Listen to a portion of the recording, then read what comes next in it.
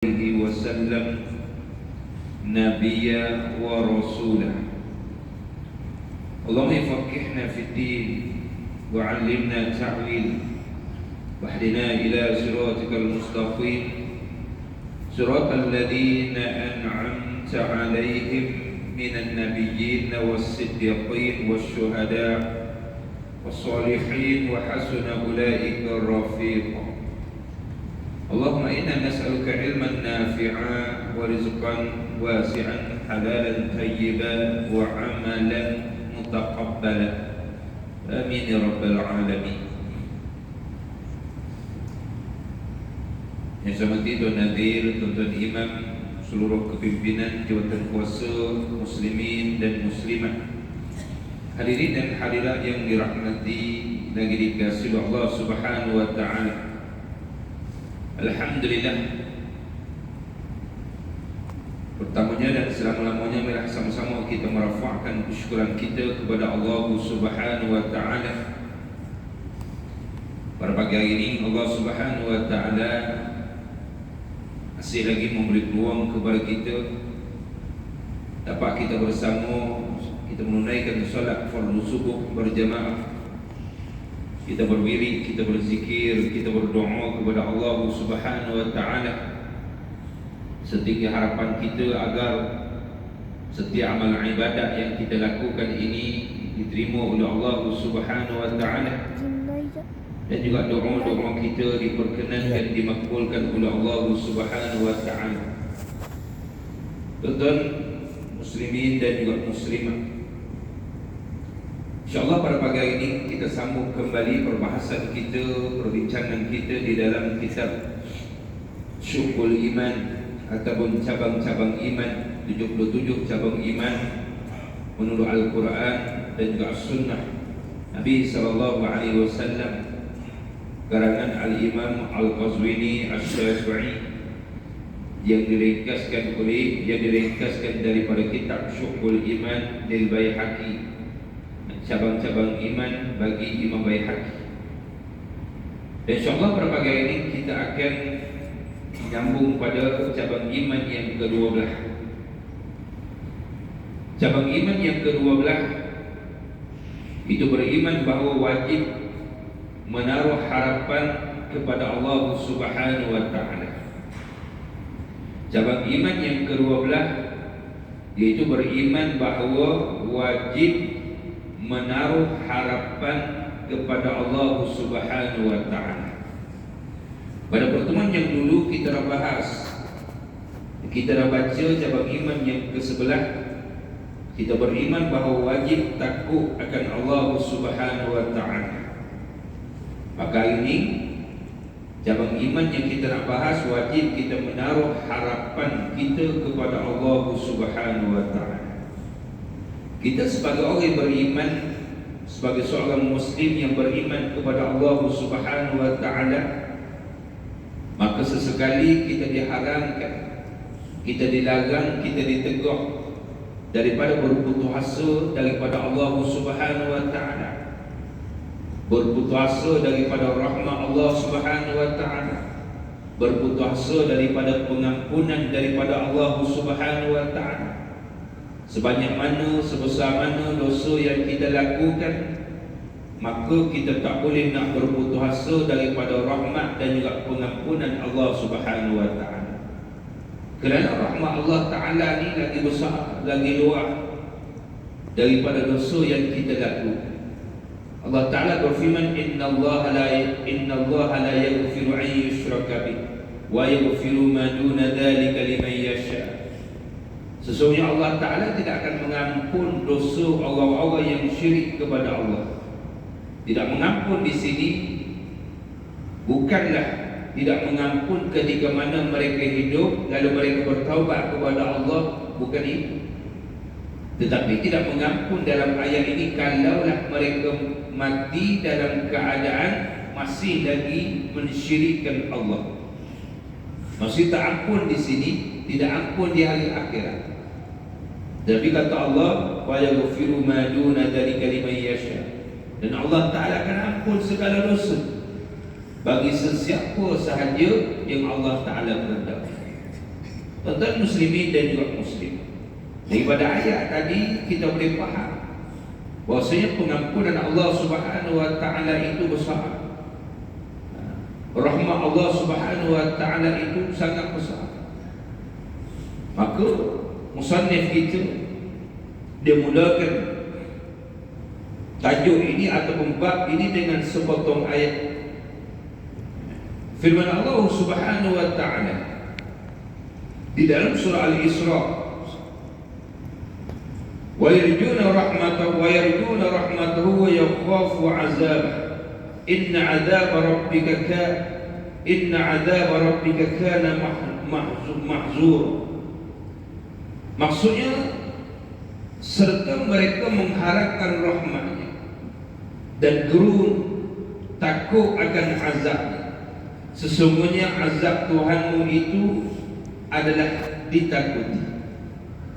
Tuan-tuan muslimin dan juga muslim, ayat Al-Quran dalil yang pertama yang dikemukakan oleh musannif kita daripada surah Al-Isra ayat yang ke-57, yang mana Allah Ta'ala berfirman, serta mereka ini mengharapkan rahmatnya, rahmat Allah Subhanahu wa Ta'ala.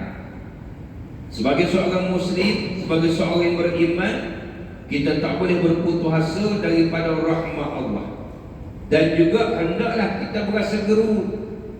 Bukan semena-mena saja kita melakukan dosa, kita kata tak apa, kita buat pun Allah Ta'ala ampun, nanti kita bertaubat dah lepas pada ni. Tak boleh. Walaupun kita tak boleh berputus asa daripada rahmat Allah Ta'ala, tetapi kita ni kena ada perasaan gerun. Bahkan kena lebih daripada gerun, bahkan mestilah rasa takut akan azab Allah Subhanahu wa Ta'ala. Pada pertemuan yang dulu kita dah bahas tentang wajibnya kita ni takut kepada Allah Subhanahu wa Ta'ala. Takut kita kepada Allah Ta'ala tidak seperti mana kita takut kepada makhluknya. Yang mana takut kita kepada Allah mestilah kita mendekatkan diri kita, takarrub, mendekatkan diri kita kepada Allah Ta'ala. Berbeza takutnya kita kepada makhluk, mestilah kita menjauhkan diri daripadanya. Bahkan kata Allah dalam ayat ini, kita mesti mengharapkan rahmat daripada Allah dan juga gerun dan takut akan azab Allah Subhanahu wa Ta'ala. Di dalam sebuah hadis, Nabi SAW menceritakan, hadis diriwayatkan oleh Imam Bukhari, ada satu golongan, ada satu orang di kalangan umat-umat terdahulu. Maksudnya bukan umat Nabi, di kalangan umat-umat terdahulu, yang mana dia ni telah berwasiat kepada ahli keluarga dia. Dalam keadaan dia rasa dia ni terlalu banyak dosa maksiat yang dia lakukan. Maka saat dia nak mati, dia berwasiat kepada ahli keluarga dia. Dia panggil isteri dia panggil anak-anak dia, berwasiat kepada mereka. Dia kata, kalaulah aku mati nanti, maka hendaklah mayat aku ni dibakar. Apabila mayat aku dibakar, tulang belulang dia hendaklah dihancurkan, sehinggalah sehancur-hancurnya. Lalu kamu buanglah abu-abu tulang aku tadi di air yang berlalu. Maksudnya air dibuanglah, ketika mana angin kencang datang, kamu buanglah di tengah-tengah air. Sungai ke laut pun kamu buanglah. Dalam satu kitab yang ditulis, dalam satu syarah yang ditulis oleh almarhum bekas mufti negeri Selangor, almarhum Datuk Ishaq Bahru, ketika mana dia tulis syarahkan hadis ini, dia kata lelaki ini antara kerja dia adalah dia ni seorang pencuri kain kafan.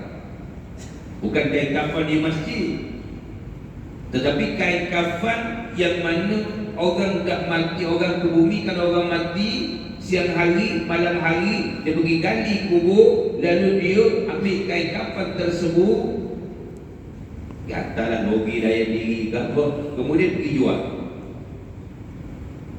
Sebab zaman dulu ni kain ni satu benda yang berharga mahal.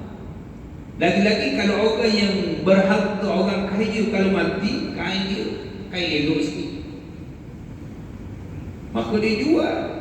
Sehinggalah dia rasa takutnya diri dia apabila nak dikafankan lalu nak dikebumikan. Ada setengah orang kita rasa takut sebab dia dah biasa dengan benda tadi.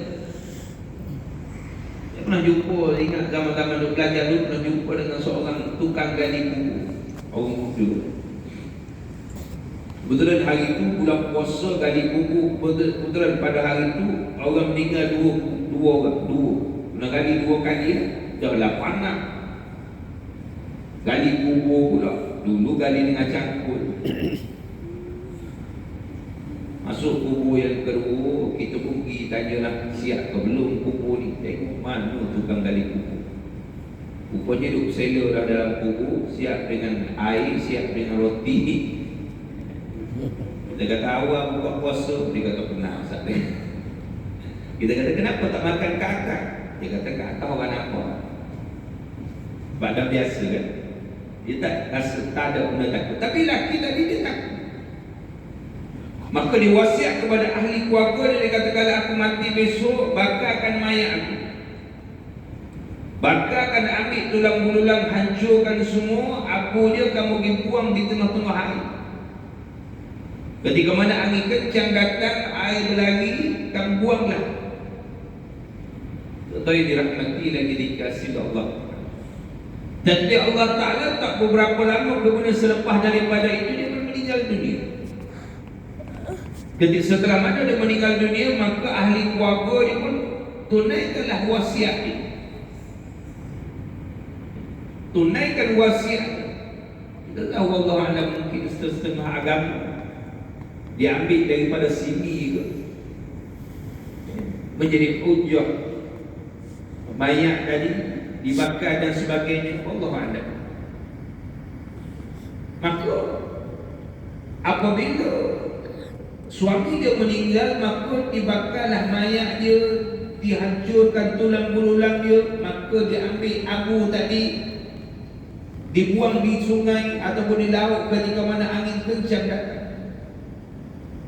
Dengan harapan dia kalau dibuat begitu, dia tidak akan bertemu dengan Allah Ta'ala, tidak ada kubur bagi dia, tidak ada alam barzah bagi dia, dia tidak bertemu lagi dengan Allah Ta'ala disebabkan dia rasa takut dengan dosa yang dia lakukan. Lalu ketika mana selesai semua ahli keluarga dia tunaikan wasiat dia,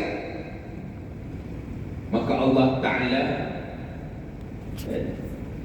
akhir sekali Allah Ta'ala cantumkan balik, bertemu semulanya dia dengan Allah Ta'ala dalam keadaan bertemu dengan roh. Di alam roh dia bertemu dengan Allah Ta'ala. Allah Ta'ala tanya kepada dia, mengapakah kamu wasiat kepada ahli keluarga kamu supaya dibakar lalu dibuang abu tadi? Dia kata, ya Allah, kerana aku terlalu takut. Aku terlalu takut ya Allah kepadamu ya Allah. Aku takut kalau aku mati dimasukkan dalam kubur, lalu aku alam barzah nanti aku akan bertemu denganmu ya Allah. Disebabkan jawapan dia kata, aku terlalu takut kepadamu ya Allah. Dan akhir sekali dia diampunkan dosa oleh Allah Ta'ala dan dimasukkan ke dalam syurga. Ini Nabi cerita hadis-hadis orang yang cerita-cerita peristiwa berlaku kepada orang-orang yang terdahulu daripada kita. Tentang hadis ini bukan nak suruh kita wasiat kepada isteri kita begitu, tidak. Tapi nak ceritanya yang pertama sekali, kita sebagai seorang yang beriman, kita tak boleh berputus asa dengan rahmat Allah Ta'ala walaupun sebesar mana dosa yang kita lakukan. Yang kedua, walaupun rahmat Allah Ta'ala ini besar, walaupun rahmat Allah Ta'ala ini luas, tetapi janganlah kita mengambil mudah untuk kita menjadikan itu alasan untuk kita bermaksiat. Itulah menyebabkan hati seseorang tadi boleh mati apabila ketika mana dia nampak maksiat, dia kata tak apa, kita buat dulu, lepas ni kita bertaubat. Ni kan 2-3 hari lagi nak masuk Ramadan lagi. Dah bulan Ramadan kita puasa 1 hari pun Allah Ta'ala dah ampun dah dosa-dosa kita yang terdahulu. Jangan begitu. Perasaan sebeginilah yang menyebabkan Allah Ta'ala tidak akan ampunkan dosa seseorang. Kita hendaklah berasa gerun, hendaklah berasa takut akan azab Allah Ta'ala. Sebab itu beruntungnya apabila Allah Ta'ala bawa kita masuk ke dalam Ramadan. Orang berpuasa 1 hari, Nabi SAW bersabda dalam sebuah hadis, orang yang berpuasa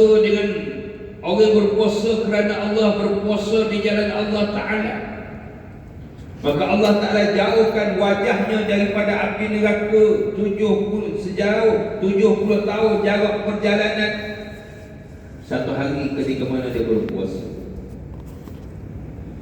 Maksud kita bersungguh-sungguh melakukan ibadah. Sesungguhnya azab Tuhanmu itu adalah ditakuti. Maka kita mesti takut kepada azab yang dijanjikan oleh Allah Subhanahu wa Ta'ala kepada kita. Kita mesti takut kepada azab yang dijanjikan oleh Allah Subhanahu wa Ta'ala kepada kita.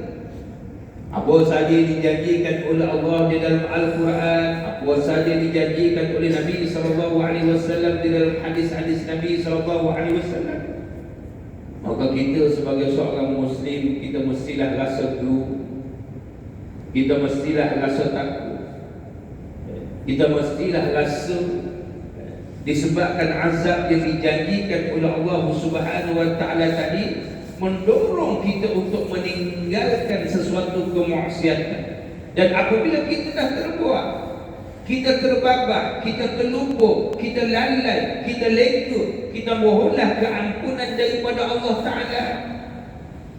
Ya Allah, ampunkanlah dosa kami, ya Allah. Kita mohon kepada Allah. Dosa yang kami sengaja, dosa yang kami tidak sengaja, kami lalai, kami leka, ya Allah, kami terbabak melakukan maksiat kepada-Mu, ya Allah. Jangan kita rasa takut. Dulu kita baca dulu kitab Permata bagi Orang Beriman yang menceritakan ketika mana tentera Perancis menjajah bumi Hijaz. Tentera Perancis ketika itu menjajah bumi Morocco atau Maghribi pada hari Morocco lagi. Jadi di antara benda yang bukan hanya jajah, bahkan disebarkan segala ajaran-ajaran yang menjadikan semua sebagai norma. Minum arak satu benda biasa. Dulu tak pernah jumpa di tepi-tepi jalan, di kedai-kedai, di gerai-gerai. Ketika mana penjajah datang, maka benda tak jadi biasa.